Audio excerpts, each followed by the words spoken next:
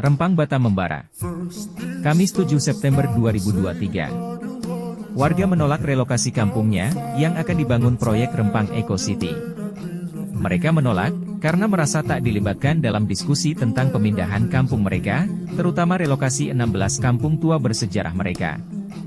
Bagaimana reaksi Capres 2024, Anies Baswedan terkait isu ini?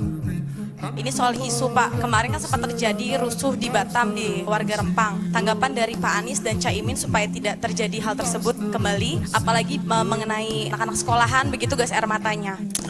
Terkait yang tadi, begitu kita bicara tentang investasi, maka sesungguhnya investasi itu tujuan akhirnya bukan sekedar memperkaya investor, tapi meningkatkan kesejahteraan seluruh rakyat. Itulah tujuan utama ketika kita membuka Indonesia, membuka kesempatan untuk ada investasi. Karena itu, kan prinsip ini dalam situasi apapun.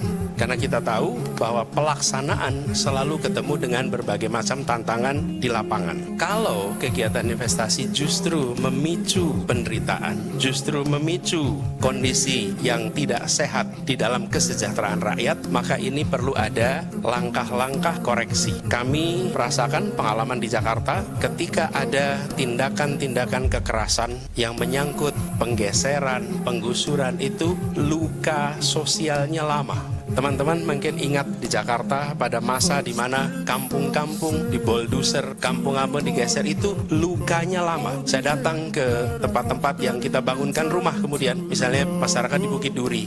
Sekarang kita bangunkan rumah susun di sana. Itu kalau datang bertemu dengan mereka, mereka tidak pernah lupa anak-anak itu atas pengalaman traumatik yang mereka lewati pada saat kekerasan itu terjadi. Kamu akuarium, datang ke sana. Kita akan ketemu dengan mereka yang memiliki luka yang amat dalam. Kami melihat pendekatan yang penting adalah pendekatan dialog, bicarakan baik-baik. Apalagi ketika kita berbicara tentang proyek yang jangkanya amat panjang. Kalau proyek yang jangkanya amat panjang itu bisa diberikan tambahan waktu untuk proses pembicaraan itu berjalan dengan tuntas. Jadi lebih baik dilakukan pembicaraan panjang, rumit, ribet, tapi melibatkan semua dan sampai pada kesimpulan yang diterima, baru kemudian eksekusi. Dengan cara seperti itu, maka kita akan bisa merasakan pembangunan yang prosesnya dirasakan sebagai proses yang baik, yang benar. Jadi saya mengajak kepada semua pihak untuk menahan diri pada saat ini, dan bila kita yakin bahwa pendekatan mengandalkan keadilan itu